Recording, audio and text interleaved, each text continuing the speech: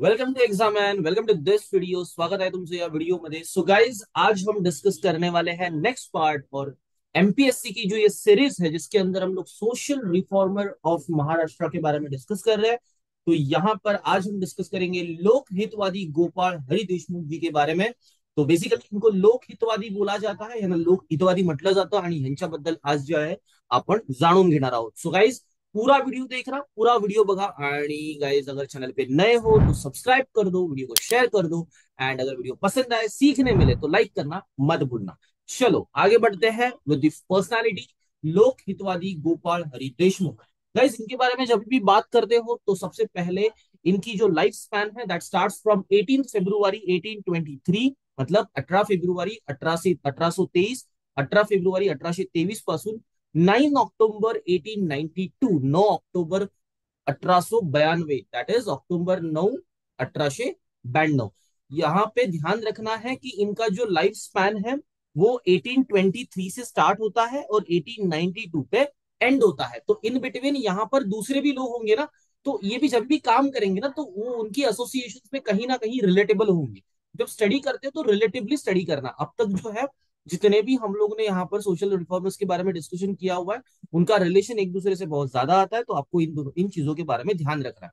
चलो आगे बढ़ते हैं, बात करते हैं। अब यहाँ पर व्यक्तिगत माहिती पर पर्सनल इन्फॉर्मेशन। तो देखिए यहाँ पर इनका बर्थ प्लेस जो है वो पुणे में है।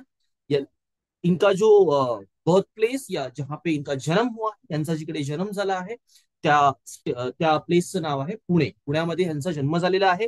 देन इनका एनसेंट्रल विलेज जो है, इनका जो मेन नेटिव प्लेस है वो नेटिव प्लेस कहाँ है? पावस इन रत्नागिरी। कहाँ पर है गाइस? पावस इन रत्नागिरी। यांचा जो मूळ गाव आहे यांचं ते कुठे आहे? पावस रत्नागिरीमध्ये आहे। देन इनका जो ओरिजिनल सरनेम है, इनका जो ओरिजिनल सरनेम है, यांचं जे खरं सरनेम आहे, आडनाव आहे, ते काय आहे? सिद्धय्ये। क्या सरनेम है इनका? सिद्धय्ये। देन इनकी जो पहचान है, रिकग्निशन है, वो बेस्ट रिकग्निशन क्या है? Pioneer of intellectual and social reform in Maharashtra. इनका जो रिकग्निशन है वो क्या किया जाता है? बेसिकली इनका जो रिकग्निशन होगा वो very important. Y?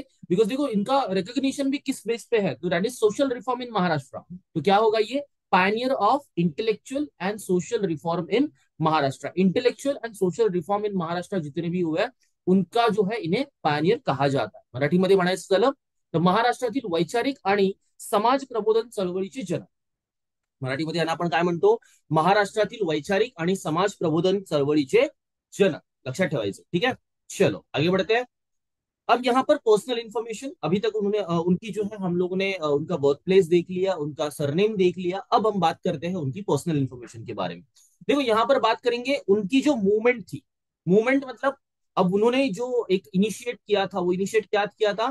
The library movement in Maharashtra. क्या किया था start? Library movement in Maharashtra. महाराष्ट्रामध्ये ग्रंथालय चळवळ कोणी सुरू केली?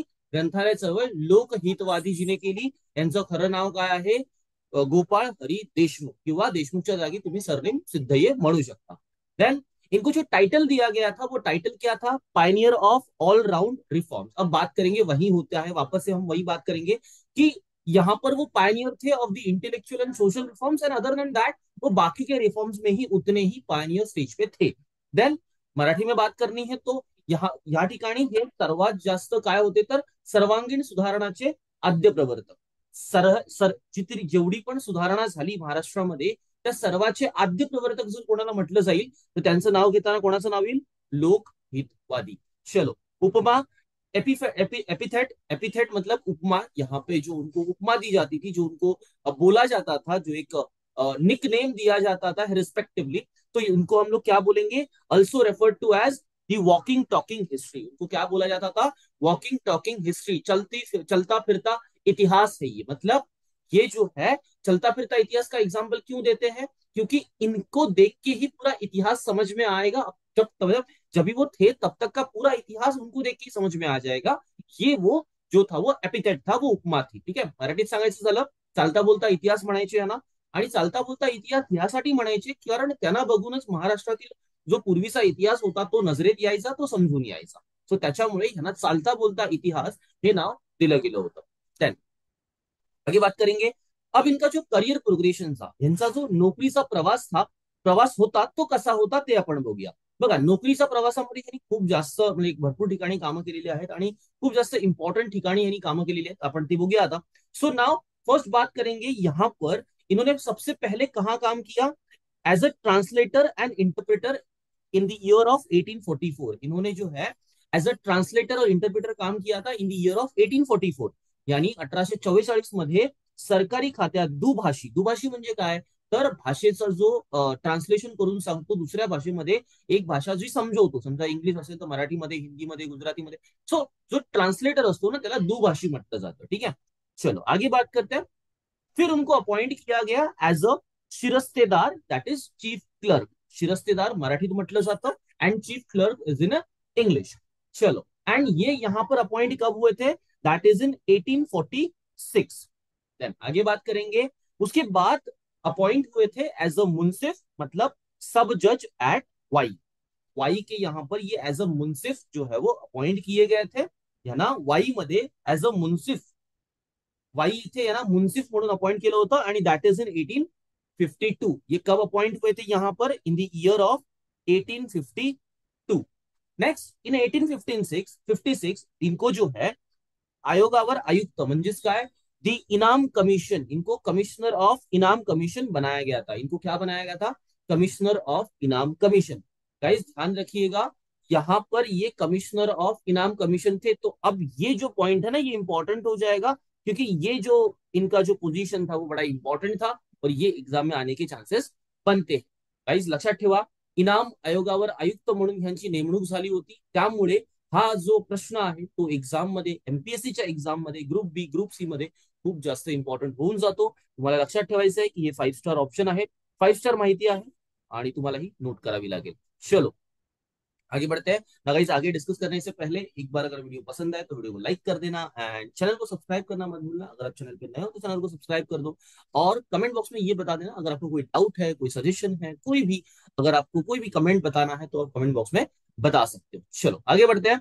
देन इन 1862 इनको जो है एज अ असिस्टेंट जज इन अहमदाबाद अपॉइंट किया गया था, है ना. अहमदाबाद मध्ये एज अ सहाय्यक न्यायाधीश म्हणून अपॉइंट केलं होतं, नेमणूक केली होती.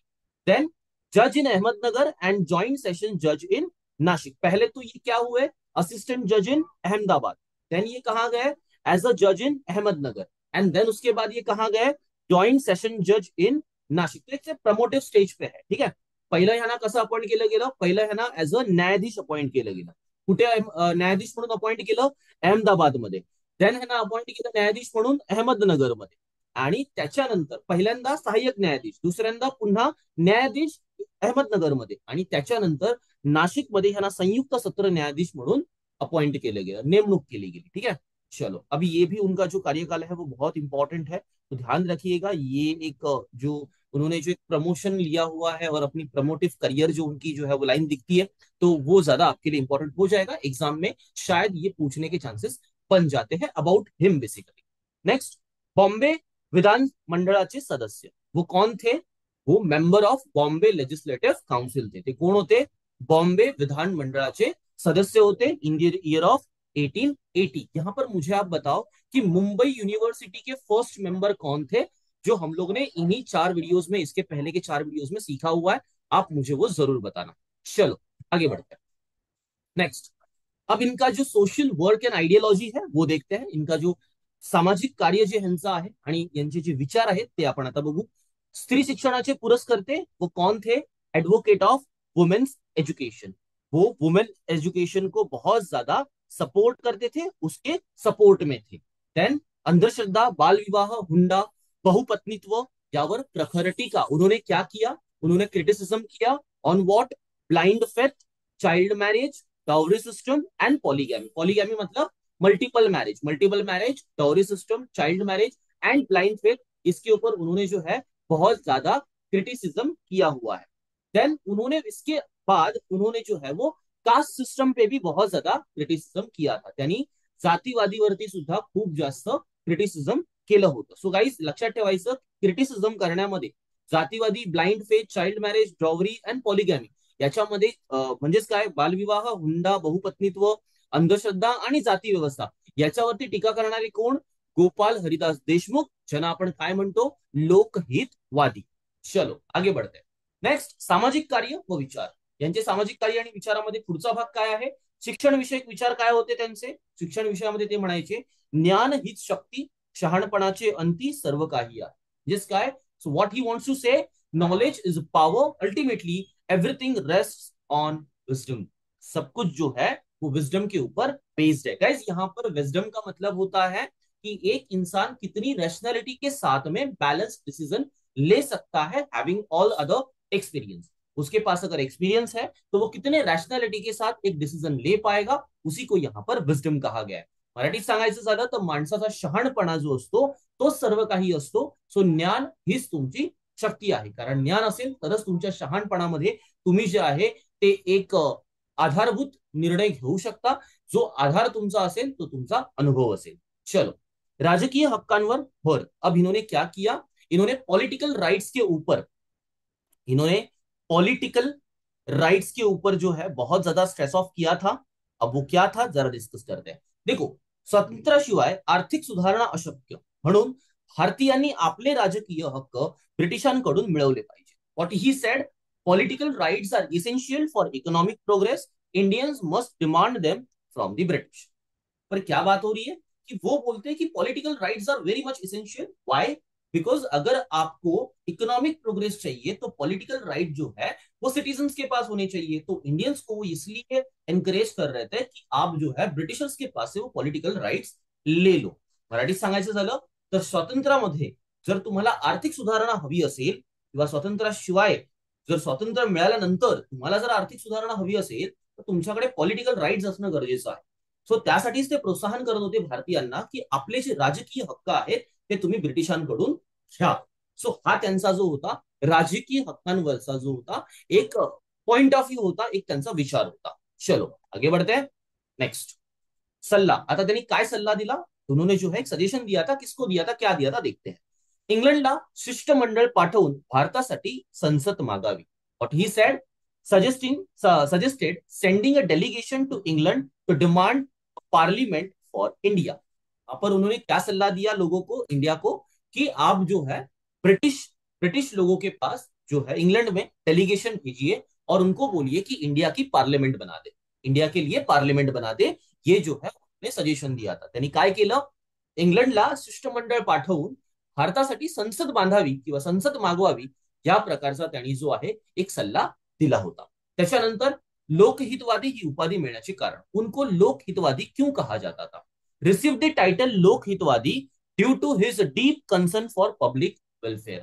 क्यों दिया जाता था, का दिलं जात होतं, कारण त्यांचं जे काही खूप जास्त कॉन्ट्रीब्युशन होतं आणि खूप जास्त त्यांची काळजी होती about the public welfare. Public welfare म्हणजे काय, तर समाज सुधारणा, लोकांसाठी लोकांसाठी काहीतरी करायचं, म्हणून त्यांना लोकहितवादी म्हणत होते ना. लोकहितवादी या शब्दाचा अर्थ काय, की लोकांसाठी काही करायचंय, लोकांसाठी कार्य करणारे करणारे किंवा लोकांच्या हितामध्ये काम करणारे. राइट, लोगों के लिए काम करनारे, लोगों के लिए काम करने वाले और लोगों के लिए अच्छा करने वाले जो लोग होते हैं उनको ऐसा जो है वो टाइटल दिया जाता है. तो वो जो थे वो लोगों के लिए काम करते थे, वो सोशल वेलफेयर करते थे, समाज की सेवा करते थे, और इसीलिए उनको कहा जाता था लोकहितवादी. गाइस, ये जितने भी पॉइंट्स इसके पहले हम लोगों ने पढ़े about the social work and ideology, तो ये जो क्वेश्चंस है ना ये डायरेक्ट नहीं पूछे जाते. How they will ask you like this कि अब समझो हम लोग यहाँ पे पीछे जाते हैं, थोड़ा सा पीछे जाते हैं और यहाँ पे जरा देखते, देखो यहाँ पे बात करते हैं हम लोग, ये स्लाइड पे बात करते हैं. यहाँ पे क्या लिखा था, knowledge is a power, ultimately everything rest on a wisdom. अब ये स्टेटमेंट आपको दिया जाएगा and they will ask you कि ये स्टेटमेंट किसने बोला है, या फिर ये थॉट जो था वो किसका था, ये आपको पूछा जाएगा. तो वो कभी नहीं ऐसा पूछेंगे कि गोपाल हरिदास देशमुख ने क्या उनका एजुकेशन जो थॉट था, वो ऐसा कभी नहीं पूछेंगे, वो उल्टा पूछेंगे. वो हमेशा वो स्टेटमेंट आपको देंगे and then they will ask कि ये किसने बोला है, और ये आपके लिए एक मॉडरेट लेवल का क्वेश्चन बन जाएगा. So always remember that this statement will be in question. ये जो स्टेटमेंट है ये हमेशा आपको क्वेश्चन में मिलेगी, और ये जो पर्सनालिटी है ये पर्सनालिटीज आपको ऑप्शंस में मिलेगी. तो जब भी स्टेटमेंट्स आती है तो ये क्वेश्चन का फॉर्मेट बन जाएगा. चलो आगे बढ़ते हैं, नेक्स्ट पॉइंट की बात करते हैं. यहां पर इन्होंने एक एसोसिएशन किया था. What is that, the philosophical society, प्रार्थना समाज आणि काही काळ कार्य समाजाचे अध्यक्ष। उन्होंने क्या किया, associated with the philosophical society, वो किसके साथ एसोसिएटेड थे, फिलोसॉफिकल सोसाइटी के साथ एसोसिएटेड थे, प्रार्थना समाज के साथ एसोसिएटेड थे, एंड उसके बाद उन्होंने कुछ टाइम तक एज अ प्रेसिडेंट सर्व किया था for the Arya Samaj, for the Arya Samaj. उन्होंने क्या किया, एज अ प्रेसिडेंट सर्व किया। त्यांनी काय केलं, फिलॉसॉफिकल सोसायटीमध्ये, प्रार्थना समाजमध्ये त्यांनी असोसिएशन केलं, संघटना केली, आणि त्याच्यानंतर त्यांनी काही काळासाठी ऍज अ अध्यक्ष म्हणून आर्य समाजाचं कार्य केलं होतं। अध्यक्ष म्हणून ते आर्य समाजामध्ये नेमले गेले होते। त्या ठिकाणी त्यांनी थोड्याच वेळासाठी का होईना कार्य केलं होतं। चलो आगे बढ़ते हैं। नेक्स्ट, सेवा कार्य। उन्होंने क्या पब्लिक के लिए क्या जो है वो कॉन्ट्रीब्यूशन दिया है। जनता टीका करत असताना त्यांनी आंधळ्या पांगळ्या व महारोग्यांना सेवा दिली। अब उन्होंने क्या किया, जब लोग क्रिटिसाइज कर रहे थे ब्लाइंड, डिसेबल्ड एंड लेप्रोसिस पेशेंट्स को, जब लोग जो है वो क्रिटिसिज्म कर रहे थे, तब उन्होंने जो है उनको हेल्प की। इनको हेल्प की थी, ब्लाइंड लोगों को, डिसेबल्ड लोगों को एंड लेप्रोसी पेशेंट्स। जब जेव्हा जनता जी आहे ती ह्या लोकांना टीका करत होती, आंधळ्या पांगळ्या आणि महारोग्यांना ज्यावेळेला टीका केली जात होती जनतेकडून, त्यावेळेला लोकहितवादी गोपाळ हरी देशमुखजींनी त्यांच्यासाठी जे आहे ते काम केलं होतं, त्यांची सेवा केली होती। देन उनका जो और एक थॉट प्रोसेस था, दैट इज अबाउट स्त्री पुरुष समानता, मतलब male female equality, I would say कि general gender equality, basically gender equality के मैं यहाँ पर बात करना चाह रहा हूं। हम बात कर रहे हैं जेंडर इक्वालिटी के बारे में, उनकी क्या थॉट प्रोसेस थी। देखो क्या लिखा हुआ है, men and women are two wheels of society, women's progress is equally important. यहां पर वुमेन्स प्रोग्रेस जो है वो उतना ही इंपॉर्टेंट है, एंड मेन एंड वुमेन जो है वो दो विल है ऑफ दी सोसायटी। त्यांचं म्हणणं काय होतं, पुरुष आणि स्त्री जे आहेत ते समाज रथाची दोन चाके आहेत, आणि स्त्रियांची प्रगती ही तेवढीच महत्वाची आहे। कारण ही दोन चाकं असल्यामुळे जर एकाचं शिक्षण कमी आणि एकाचं जास्त असेल तर डिसबॅलन्स होणार आणि त्याच्यामुळे गाडी बिघडणार। तो बेसिकली यहाँ पर दोनों भी जो है वो एजुकेटेड होने चाहिए। चलो आगे बात करते हैं। नेक्स्ट बात करेंगे उनकी टाइटल्स एंड ऑनर्स के बारे में। देखो उनको टाइटल्स जो है वो कौन सा दिया गया था, justice of peace and Rao Bahadur, justice of peace Rao Bahadur, ऐसा उनको टाइटल दिया गया। अब ये सेम टाइटल और एक पर्सनालिटी को दिया गया है। वो पर्सनालिटी कौन सी है जिनको ये सेम टाइटल, ये दोनों भी टाइटल उनको अलग अलग मिले हुए हैं, आप मुझे बताइए उस पर्सनालिटी का नाम क्या है। ठीक है, अब यहां पर ध्यान रखिएगा कि इनको जो ये टाइटल दिया गया वो किन्होंने दिया है, वो दिया है लॉर्ड एल्फिस्टन ने। किस पर्सनालिटी ने दिया है इनको ये टाइटल, लॉर्ड एल्फिस्टन ने दिया हुआ है। तो ध्यान रखिएगा, लक्षात ठेवायचं, justice of peace Rao Bahadur हे जी पदवी आहे ही पदवी लोकहितवादींना कोणी दिली, लॉर्ड एल्फिस्टन ने दिली। कोणी दिली, लॉर्ड एल्फिस्टन ने दिली। देन इन 1881 ब्रिटिश सरकार ने इनको क्या दिया, फर्स्ट क्लास सरदार, ये टाइटल अवॉर्ड कर दिया। 1881 मध्ये ब्रिटिश सरकारकडून त्यांना काय पदवी दिली गेली, फर्स्ट क्लास सरदार। यांना काय पदवी दिली गेली, फर्स्ट क्लास सरदार, लक्षात ठेवायचं। ब्रिटिश सरकारकडून यांना काय पदवी दिली गेली, फर्स्ट क्लास सरकार, आणि एल्फिस्टन कडून, लॉर्ड एल्फिस्टन कडून यांना काय पदवी दिली गेली, justice of peace Rao Bahadur. इकडे हे दोन्ही एकत्र लिहिले आणि त्या पर्सनॅलिटी सोबत हे दोन्ही वेगवेगळे आहेत। ठीक है, ही वेगळेपण आहे, हे तुम्ही लक्षात ठेवायचं। यहां पर ये दोनों भी जो टाइटल है वो एक साथ है, जस्टिस ऑफ पीस राव बहादुर, और वहां पर उस दूसरे पर्सनालिटी के लिए वो दोनों अलग अलग जगह पर है। ठीक है, तो वो आपको समझ में आना चाहिए, वो डिफरेंट है, वो दोनों भी डिफरेंट डिफरेंट चीजों में लिखा हुआ है। तो थोड़ा सा केयरफुल रहिए इन चीजों के बारे में। Although titles are same, but देने का जो तरीका है या जो ड्यूरेशन है वो डिफरेंट है। आगे देखते हैं। अब इनका जो लिटररी वर्क है, तो जो लेखन कार्य आणि ग्रंथ संपदा आहे त्याच्याबद्दल बघू। शतपत्रे, इन्होंने शतपत्रे लिखी थी। प्रभाकर साप्ताहिक प्रसिद्ध सामाजिक सुधारणावर 100 पत्रांद्वारे भाष्य। उन्हें क्या किया, सीरीज ऑफ 100 लेटर्स पब्लिश किए in Prabhakar weekly addressing social reform. यहाँ पर एक वीकली मैगजीन बोल सकते हो इसको, जो है यहाँ पर ये रिलीज करते थे, पब्लिश करते थे, और उसके अंदर उन्होंने क्या किए, 100 लेटर्स पब्लिश किए थे, जिसमें वो क्या करते थे, सोशल रिफॉर्म के बारे में बातें करते थे। हे काय करायचे, हे एक साप्ताहिक प्रसिद्ध करायचे। साप्ताहिकाचं नाव होतं प्रभाकर, आणि हे प्रभाकर साप्ताहिकामध्ये ते सामाजिक सुधारणावरती 100 पत्रांद्वारे जे आहे ते भाष्य करायचे। ते काय करायचे, सामाजिक सुधारणावरती 100 पत्रांद्वारे भाष्य करायचे, आणि हे त्यांनी कशाद्वारे केलं, प्रभाकर साप्ताहिकाद्वारे केलं। प्रभाकर साप्ताहिक जे आहे ते प्रसिद्ध करायचे। देन अब उनकी जो पिरियॉडिकल्स थे, जी माध्यमे होती ती काय काय होती. 1882 मध्ये ज्ञानप्रकाशक, हिंदू प्रकाशक व लोकहितवादी, एक तर त्यांच्या नावावरतीच आहे, त्यांना दिलेल्या पदवीवरती आहे लोकहितवादी ही पत्रक. त्याच्यानंतर दुसरं एक हिंदू प्रकाशक आणि तिसरं जे आहे ते ज्ञान प्रकाशक. ज्ञान हिंदू हे लक्षात ठेवा, ज्ञान हिंदू लक्षात ठेवा आणि त्याच्यासोबत प्रकाश लक्षात ठेवा. आणि अधिक लोकवादी ही जी आहे ही एक संरचना लक्षात ठेवा, जेणेकरून तुम्हाला हे लक्षात ठेवणं सोपं होईल. सो गाइस, आपको क्या करना है, ज्ञान याद रखना है, ज्ञान जो है वो याद रखना है, आपको इंदु याद रखना है, दोनों को प्लस करना है, उसके साथ प्रकाश याद रखो, एंड उनका जो टाइटल है Lokhitwadi itself is a one periodical, तो वो भी आपको याद आ जाएगा. देन डॉक्टर बाबासाहेब आंबेडकरांच्या बहिष्कृत भारतमध्ये उल्लेख, उन्होंने क्या किया था, मेंशन किया था डॉक्टर बाबासाहेब आंबेडकर न्यूज़पेपर इन बहिष्कृत भारत. बहिष्कृत भारत जो उनका जो एक लिटरेरी वर्क है, उसके अंदर उन्होंने डॉक्टर आंबेडकर न्यूज़पेपर जो था वो उन्होंने मेंशन किया हुआ है. चलो आगे बात करते हैं. अब इनका और क्या है, और उन्होंने क्या लिटरेरी वर्क किया है, इतिहास विषयक लिखाण, उन्होंने हिस्ट्री के बारे में भी लिखा हुआ है. हिस्ट्री के बारे में क्या लिखा है, हिस्ट्री के बारे में क्या लिखा है जरा देखते, देखो. History of British and the empire of India ने किसके ऊपर लिखा हुआ है, history of British and empire of India, हिंदुस्थानाचा प्राचीन इतिहास यावर आधारित त्यांनी जे आहे ते इतिहास लेखन केलेला आहे. चलो आगे बढ़ते हैं, नेक्स्ट बात करेंगे. और भी इन्होंने कुछ लिखे हुए, देखो इतर ग्रंथ कोणते आहेत, अदर बुक्स कौन से. अभी यहाँ पर ये जो है ना, मतलब ऐसा हो सकता है कि इसमें से एक आध आ जाए, जरूरी नहीं कि हर कोई आए, बट एक हाथ जरूर मिलेगा. उदयपुर सा इतिहास, राजपूत इतिहास, मतलब उन्होंने उदयपुर का जो हिस्ट्री था या राजपूत का जो हिस्ट्री था वो भी लिखा था. हिंदुस्थानात दारिद्र्य येण्याची कारणे, the reason behind poverty in India, ये भी इन्होंने लिखा था. पानीपत की लड़ाई, देन पानीपत का जो वॉर बैटल हुआ उसके बारे में भी इन्होंने लिखा. बैटल, पानीपत का जो बैटल था वो भी इन्होंने लिखा था, उसके बारे में भी लिखा था. देन गुजरातचा इतिहास, हिस्ट्री ऑफ गुजरात, जाति भेद, कास्ट, कास्ट जो है. देन लंका इतिहास, पृथ्वीराज चव्हाण, स्वामी दयानंद सरस्वती, लक्ष्मी ज्ञान, गीता तत्व, गीता तत्व. हे याच्या अगोदर गीता कोणाला वाचायची आवड होती त्याच्याबद्दल मला कमेंट बॉक्स मध्ये नक्की सांगा. गीता पढ़ने में किनको बहुत ज्यादा मतलब हैबिट थी और उनको बहुत ज्यादा पसंद था, वो बचपन से ही वो पढ़ते थे, ऐसे वो कौन पर्सनालिटी थी, उनका नाम मुझे जो है वो कमेंट बॉक्स में जरूर बताओ. भारत खंड पर्व, भिक्षुक, ऐतिहासिक गोष्टी, कलियुग, ग्राम रचना, स्थानिक स्वराज्य व्यवस्था. गाइस हे सगळे जेवढे पण त्यांनी ग्रंथ लिहिलेले आहेत, हे सगळे ग्रंथ इकडे तुमच्या स्क्रीनवर आहेत. एकदा तुम्ही नोट करा, रीड करा, आणि जर हवं असेल तर एकदा व्हिडिओच्या मागे जा आणि पुन्हा एकदा तो पूर्ण पार्ट मी तुम्हाला सांगितलाय तो एकदा पुन्हा बघा आणि त्याचे नोट्स काढा. ठीक है. और गाइस आगे बढ़ने से पहले अगर आपको सीखने मिल रहा हो, अगर आपको वीडियो पसंद आ रहा हो तो लाइक कर देना, शेयर कर देना एंड सब्सक्राइब करना मत भूलना. चलो आगे बढ़ते हैं.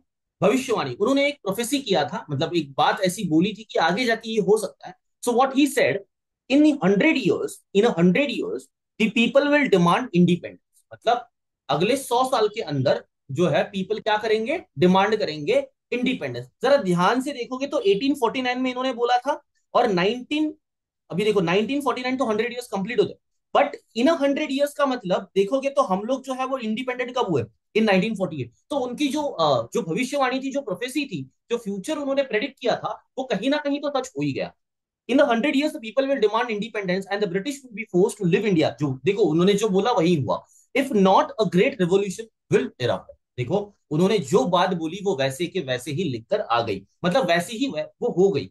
अब ये कहा उन्होंने लिखा था, ये लिखा था शतपत्रे 1849 के शतपत्रे जो उन्होंने रिलीज करने का उनका जो एक लिटरेरी वर्क था, उसके अंदर जो है इन्होंने ये भविष्यवाणी दी थी, इन्होंने ये फ्युचर प्रेडिक्ट किया था. यानी जी भविष्यवाणी दिली होती की 100 वर्षामध्ये जनता, म्हणजे भारताची जनता जी आहे ती स्वातंत्र्य मागेल आणि इंग्रजांना देश जो आहे तो जबरदस्ती सोडावा लागेल, आणि जर हे नाही झालं तर काय होईल, हिंदुस्थानात एक मोठी क्रांती होईल.